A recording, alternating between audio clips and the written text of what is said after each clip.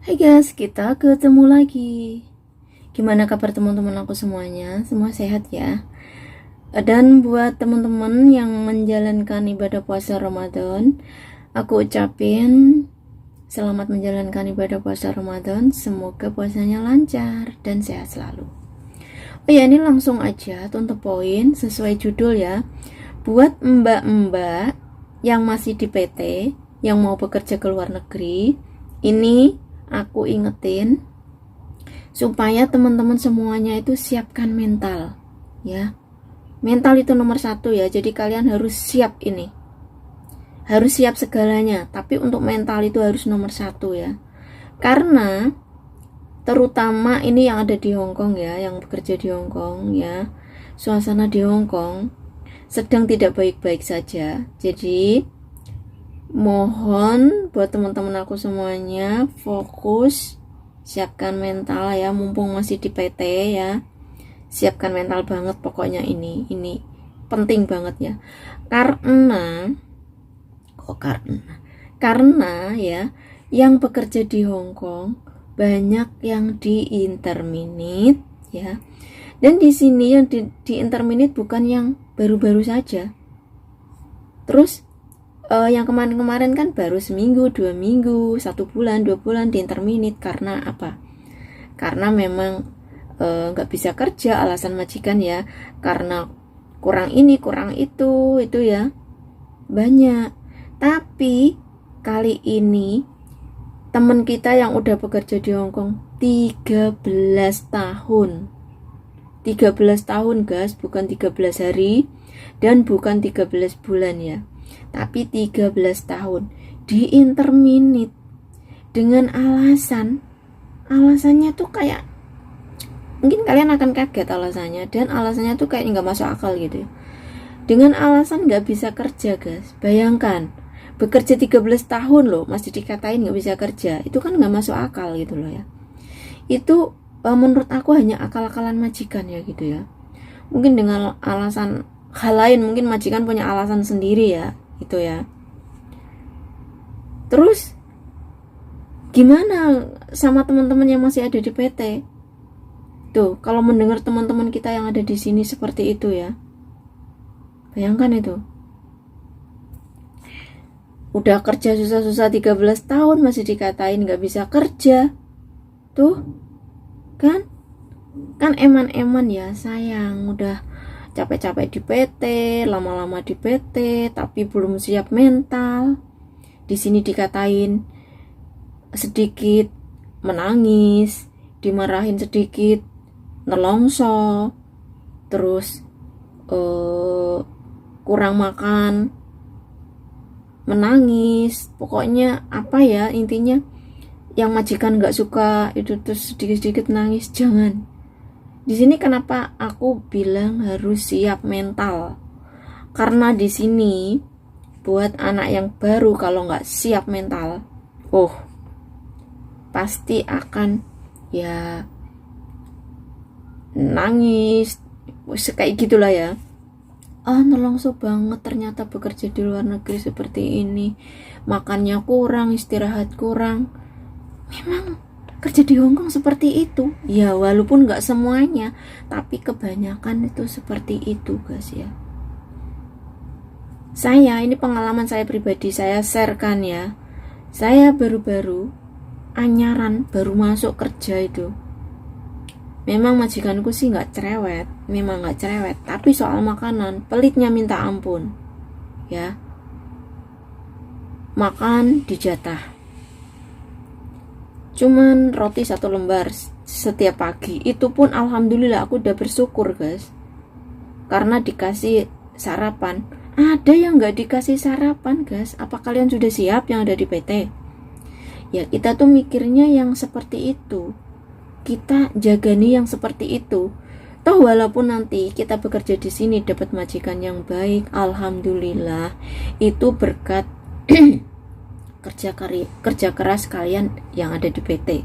Tirakate sampean kalian di PT itu, alhamdulillah dapat majikan yang baik, super baik, bukan pelit lagi ya. Makanan sebrah-breh, uang sebrah-breh. Memang ya, saat ini, sekarang ini, buat teman-teman yang mau bekerja di luar negeri, yang kerja di ke Hongkong ya, memang gratis, nggak dipungut biaya ya, tanpa potongan sepeser pun ya, memang. Tapi resikonya juga ada, walaupun itu nggak banyak, walaupun itu nggak semuanya berisiko ya, tapi itu ada, menurut aku ada. Soalnya di sini majikan yang ada di Hongkong, kenapa lebih memilih mbak-mbak yang ada di sini? Maksudnya ada di sini ya, kayak contoh yang kerjanya finish kontrak, ganti majikan, atau majikan udah nggak mempekerjakan lagi, otomatis cari majikan lagi, ya kan? Nggak pulang Indonesia, langsung cari majikan dari sini. Terus itu yang dicari para majikan yang di sini. Karena apa? Walaupun yang di Indonesia itu gratis tanpa potongan, itu majikan itu yang menanggung resikonya. Kenapa saya bilang begitu? Karena majikan kalau ngambil mbak-mbak yang ada di Hongkong di sini itu lebih murah. Bayar kantor agennya itu lebih murah. Tapi kalau yang ngambil yang dari Indonesia itu bisa 2 kali lipat ngambil yang di sini. Gitu ya. Jadi buat teman-teman yang ada di PT, kadang ada yang komplain, kok di sini lama banget, nggak dipanggil-panggil, nggak dapat majikan, nggak terbang-terbang gitu ya. Mohonlah yang lama-lama di Hongkong itu mengundurkan diri. Nah, di sini perlu saya ceritain sedikit ya buat teman-teman ya. Kenapa majikan banyak yang nggak mutusin kontrak buat pembantunya yang udah lama di sini? Karena ngambil baru itu bayar lagi ke agen, ya kan, ngajarin lagi hal baru lagi ya. Terus banyak majikan yang continue, suruh nerusin nambah kontrak lagi sama mbak-mbak yang udah kerja lama di sini itu. Terus mbak-mbaknya juga yang bekerja di sini nggak mau pindah majikan, nggak mau ngebreak ataupun memutusin kontrak gitu ya. Jadi intinya mbak-mbak sudah merasa nyaman kerja di sini, sudah cocok gitu loh ya, sudah nyaman ya. Jadi kerja di sini tuh bukan karena ini dengan alasan lain, enggak. Bekerja di mana-mana itu yang penting nyaman, aman, cocok dengan yang kita tempatin. Itu yang paling penting kan ya. Sedangkan semua itu tuh buat kita yang udah lama bekerja sini tuh ya mendapatkan hal itu ya. Jadi mohon maaf buat teman-teman yang ada di PT. Jadi mohon siapkan itu, kalaupun kalian cepat dapat majikan yang cepat terbang ya, terutama buat mbak-mbak yang baru masuk kerja di sini. Ini penting banget, yaitu kalian harus kuat, sabar ya, sabar narimo, fokus bekerjanya. Apalagi sampai dikatain, misalkan kalau cuman marah-marah, kamu itu nggak bisa kerja, ini itu minta diajarin, biarin aja, lewatkan aja omongan gitu. Toh memang kenyataannya kita sudah bekerja semaksimal mungkin, tapi memang belum cocok buat majikan kita, namanya juga orang baru ya. Sabar ya, ditelatenin aja. Selagi dan selama majikan tuh nggak mengusir kita, teruskan aja perjuangan kalian bekerja di situ. Kecuali majikan udah ngebreak, mutusin kontrakmu, nginterminate kamu, dan nggak menginginkan kamu bekerja di situ, ya udah, mau nggak mau kita harus keluar dari situ. Selagi majikan mau, teruskan saja. Kalau alasannya ada yang lain, misalkan sarapannya kurang kak, istirahatnya kurang kak, telatenin aja, sabarin aja. Insya Allah nanti dengan kesabaran kalian, dengan telaten kalian, dengan fokus kalian itu akan membuahkan hasil. Contohnya saya sendiri, awal-awal makan kurang ya, istirahat kurang, tapi saya telaten, saya fokus dan Dengan adanya fokus aku, kesabaran aku, alhamdulillah semuanya berjalan dengan baik.